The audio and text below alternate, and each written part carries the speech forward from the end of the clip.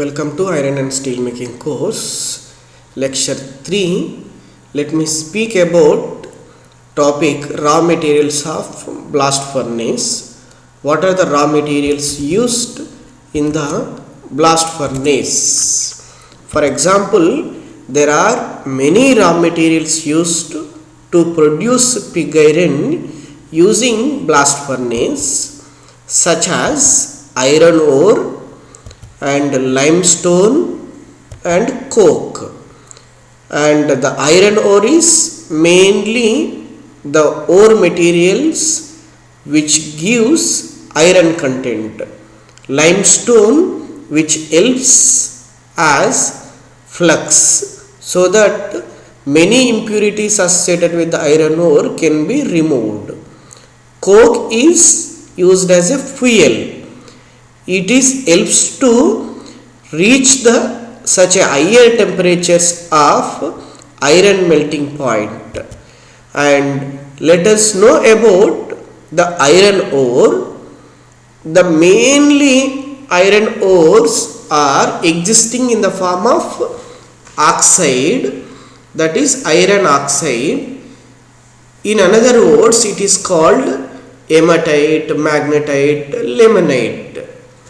And this particular iron ore is converted using various processes. You can convert into the wrought iron, you can convert into the cast iron, or you can convert into the pig iron using blast furnace. There are many processes. By using smelting process, you can convert this iron ore into the wrought iron. By using cupola furnace process, you can convert the iron ore into the cast iron. And by using blast furnace, which is most common method used to produce iron, since it is being produced by piglet mold, it is called pig iron.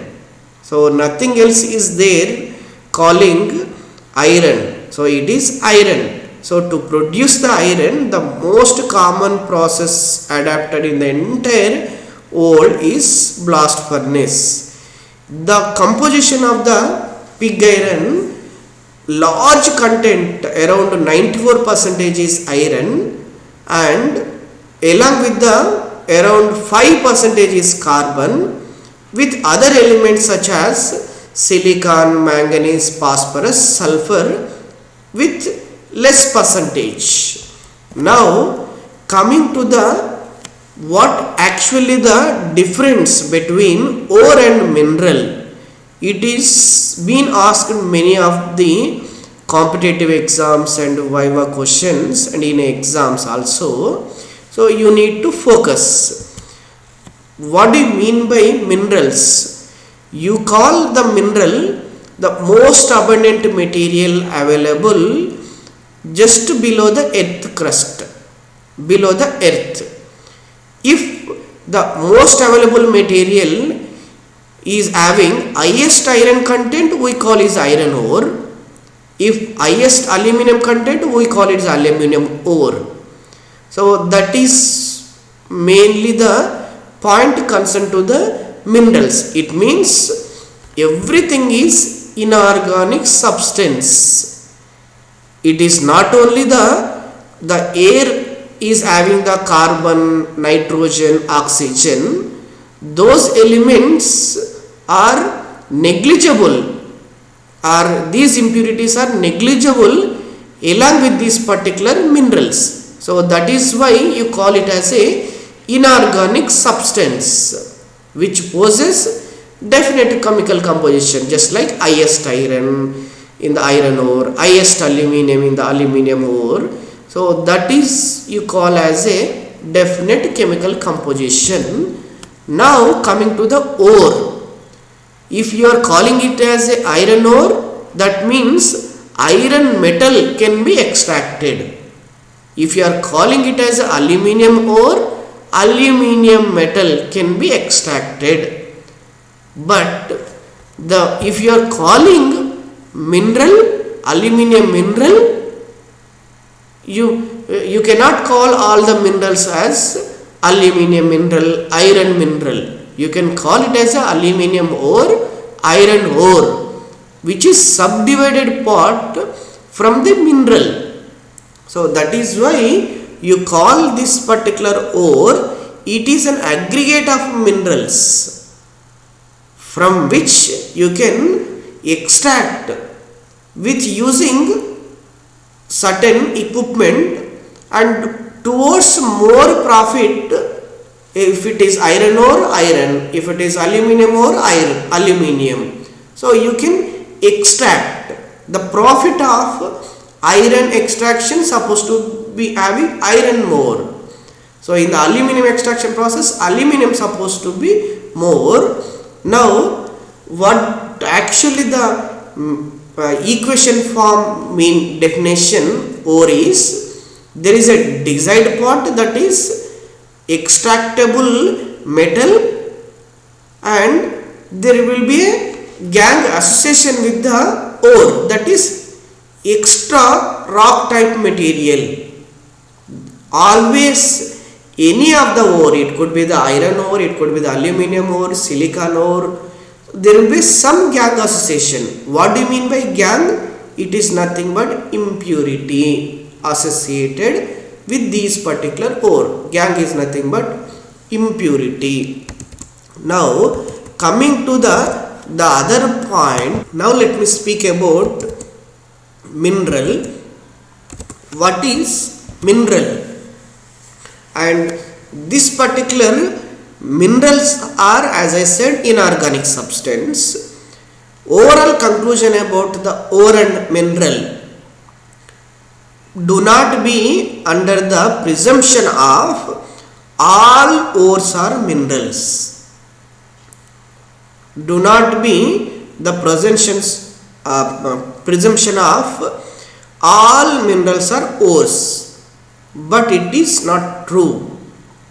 For example, if you take clay, clay is not an ore of aluminium. It is a mineral of aluminium.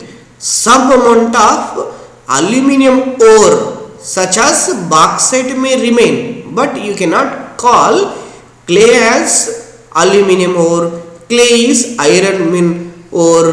No, it is a mineral. So from the mineral you are supposed to separate aluminium ore, iron ore. So that particular point one need to remember. That is why there is a quote: all ores are minerals, but all minerals are need not be ores. And now let me go to another point: classification of iron ore based on the impurity associated. The impurities we call technically gangue association. The gangue association further classified into based on the nature of the gangue. The nature of the gangue could be silicon based, and it could be the aluminium based, it could be the clay based, it could be the lime based, it could be the bituminous coal based, it could be the titanium based gangue association. Based on this, it is further classified. The first classification step. These are the characteristics of gangue and normal types of gangues. These are the gangue material. Now coming to the point, that is this various, along with these particular impurities, there may be chance of impurities association with the ore such as iron ore. There could be the phosphorus, sulfur, arsenic, zinc, lead, nickel, vanadium, copper, chromium and titanium, etc. There could be. And another classification based on their appearance, means color. If it is red ore, we call as hematite. If it is black, we call as a magnetite. If it is brown, we call it as limonite. Along with this particular ore, there are many other things: geothite, siderite, different colors, mixture of the colors existing. But importantly, remember at least these three type of appearance based iron ore. Now let me go to the next classification based on the geological, based on the sediments formed near and surrounding the ocean, below the ocean, under the earth crust. How it is been formed, that particular geological origin is being used for classifying the iron ore. Those are further divided into four different types. What are those four? That is, one is banded type hematite, iron oxide hematite, and silica quartz band type is observed. That is one origin. The second type is precipitate ore. This shallow type, which is been formed during the long passage of this particular water around the granules, along with the foreign matter, other impurities, the iron ore is precipitated, which is called minute ore. Now the other thing is stone form. Iron stone of UK, you mainly observe in the United Kingdom, the iron is geological origin of stone form, and the other thing is powder form. This powder form mainly observed, the purity of the powder form is greater than 60% is iron, and it is also called as a blue dust. It is found majorly in India and Brazil. Remember these particular four different points based on the geological origin. As a conclusion, one is banded type, the other thing is precipitated type, the other one is stone type, this fourth one is powder type, which is the geological origin based classification. Now the structure based, how the arrangement is being done, building structure, just like pillars, bricks one over another. So the structured based iron ore classification, one is oolitic ore, that is layer based or radiating crystals, and the second one is intermingled mass of iron hydroxides, aluminum hydroxide and other minerals. Intermingled mass type, layer type, intermingled mass type. The third one is, as explained in the previous slide, banded ores, and the fourth one is odd ore. This particular odd ores mainly intergrown. One is growing for the other direction, the other thing is growing for the other direction. There is no preferential direction. Those are called as odd ores. These particular odd ores having fine grain structure, and it is very difficult to reduce in the blast furnace. That is why you need to beneficiate, you need to go for the iron beneficiation process for the odd ores. Even for the soft ores also you need to choose the iron ore beneficiation process, which I am going to explain in the next minute. The soft ores are kind of massive ores. The loosely packing structure is observed in the soft ores, and it shows majorly and banded structure. Typically it is banded structure and porous in the nature, and because of the porous in the nature, this soft ores, while handling, while transporting, there may be loss of this iron ore particles. That is a limitation. Whereas for the odd ore, this is the limitation. One need to remember. And powder type, powder structure, banded structure, odd structure, soft structure, intermingled mass structure, layer structure. Remember these main points. You can write down many things about this particular point. Coming to the these are the various classification of the iron ore, but your point is there should be iron rich and the impurity is supposed to be removed. How do? You need to choose a process called iron ore beneficiation process. How do you do the iron ore beneficiation process? By using various methods such as crushing, grinding. The processes are crushing, grinding and wet scrubbing, gravity separation and magnetic separation, froth flotation process. You might have heard about this crushing, grinding process in the previous courses, but the aim of this iron ore beneficiation process is to remove gangue particle association such as alumina, silica with iron ore. How do you remove it? By using these steps. Let us discuss these steps one by one. Coming to the crushing process. The crushing is mainly, it could be the crushers are used to reduce the size, large size, for example ill and large stone. It is a meteoric origin of iron. You need to crush it large or lump size particle or ill and stone into the smaller size.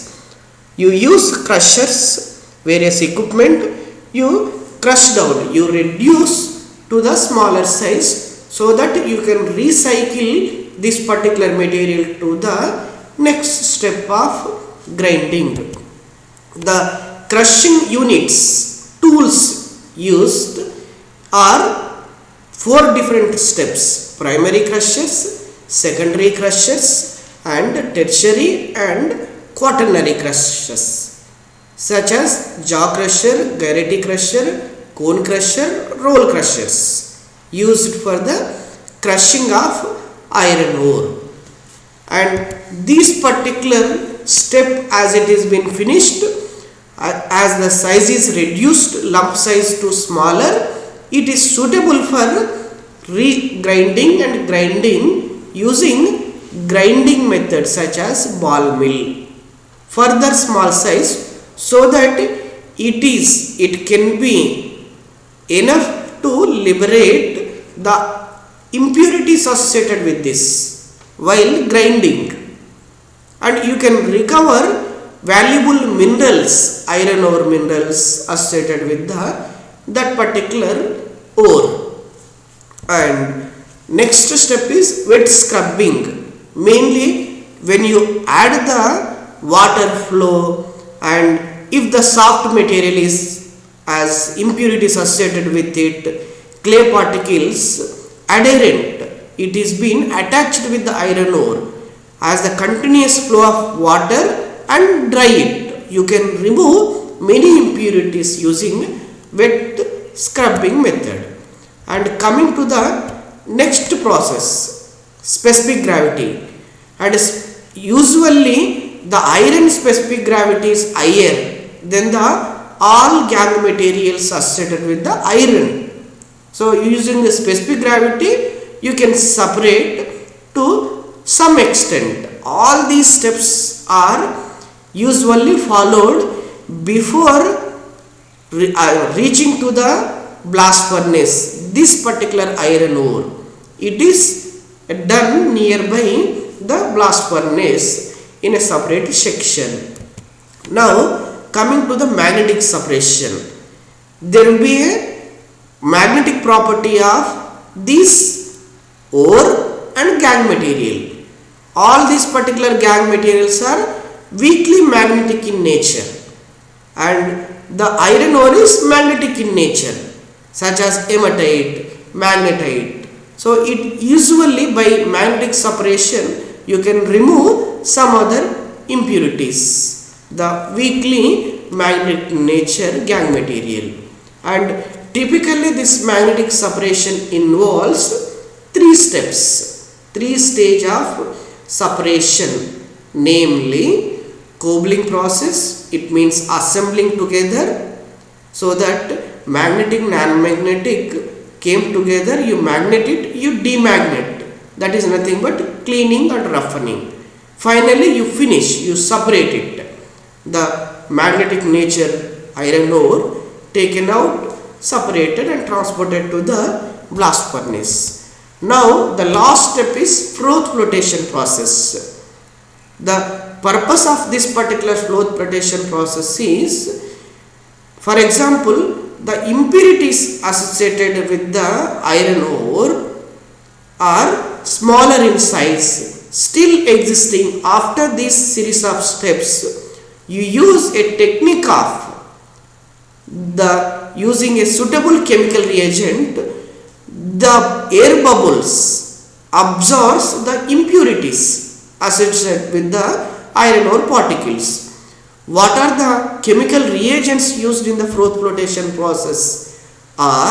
It is been grouped, namely collectors, which are ammonia derivatives, and the second one is frothers, which is monohydroxylated compounds such as cresol. Example, hydroxylide, cresol meaning hydroxylin, and these are added to have those air bubbles for longer so that it absorbs the impurities from the iron ore and it sediments this particular particles. Third one is antifoams, such as cyanides are used as antifoams. Now coming to the what is basic difference between hematite and magnetite. Hematite, what are the special features and characteristics of hematite?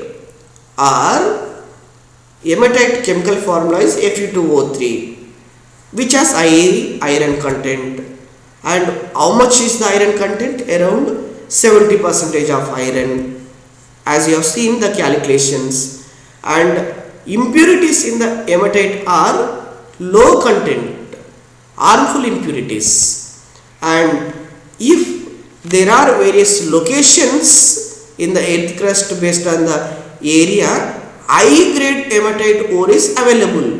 The high grade hematite ore having less impurities, you can directly transport to the blast furnace for producing the pig iron.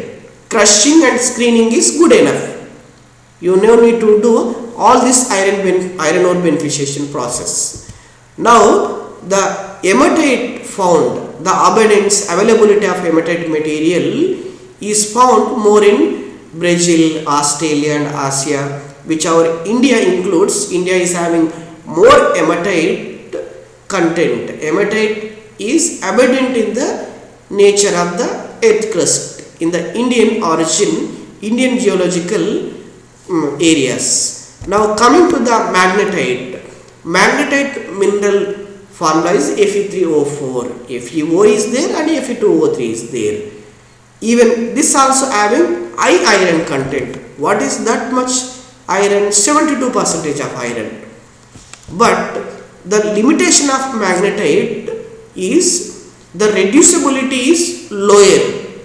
Reducibility by the crushing, grinding is lower because hard, and because of the magnetic nature it is lower. Now this particular magnetite need to be separated. FeO need to be separated from the Fe2O3. This need to be separated. That is, concentration step is more. However, that concentration step, taking the advantage of magnetic properties, magnetic nature, you can easily separate from the crushing and grinding steps to followed by magnetic separation method. And the abundance of this particular magnetic ore is found Minnesota, Michigan in the United States, and Eastern Canada. The availability of magnetic ore is more. Now coming to the conclusion of today's lecture is that the iron ore beneficiation is must to enrich, to increase the, enrich is nothing but increase the iron content and removing the gang associated with the iron ore. Is it true or false? Please give your opinion.